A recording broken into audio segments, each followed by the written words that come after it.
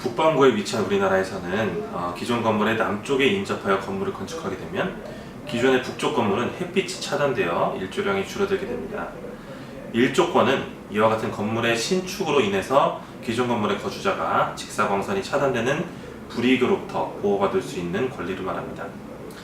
일조권에 기한 손해배상 청구 소송의 당사자는 피해 건물의 소유자가 건물 가격의 하락분 손해배상 청구에 피해 건물의 점유자가 일조 침해로 인한 우울증 등 정신상의 손해배상 청구에 각 원고가 되고 가해 건물의 건축주가 피고로 됩니다. 가해 건물을 분양받은 수분양자는 건물의 소유자라 할지라도 건축행위에 관여한 바가 없으므로 손해배상 책임을 지지 않습니다. 일조권 침해 여부를 가리는 가장 중요한 기준은 그 일조방해 정도가 사회통념상 일반적으로 인용되는 수인 한도를 넘는지 여부입니다.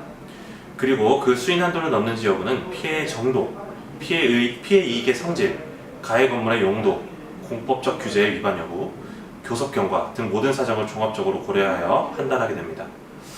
특히 가해 건물이 건물 신축을 위한 이격거리, 각도 등 행정법상의 허가 여건을 모두 갖추었다고 할지라도 이로써 바로 피해 건물 측이 그 신축을 수인하여야 한다고 보지는 않고 이는 수인 한도를 판단하는 하나의 기준으로 작용할 뿐입니다. 법원은 이와 같은 기준이 불분명한 측면이 있기 때문에 일종의 시간적인 기준을 설정해서 이를 일관되게 적용하고 있는데, 동지일을 기준으로 해서 9시부터 15시까지 사이에 6시간 중 일조 시간이 연속하여 2시간 이상 확보되는 경우, 또는 동지일을 기준으로 해서 8시부터 16시까지 사이에 8시간 중 일조 시간이 통틀어서 최소한 4시간 이상 확보되는 경우, 이는 수인 한도의 범위 내에 있다고 보고 있습니다.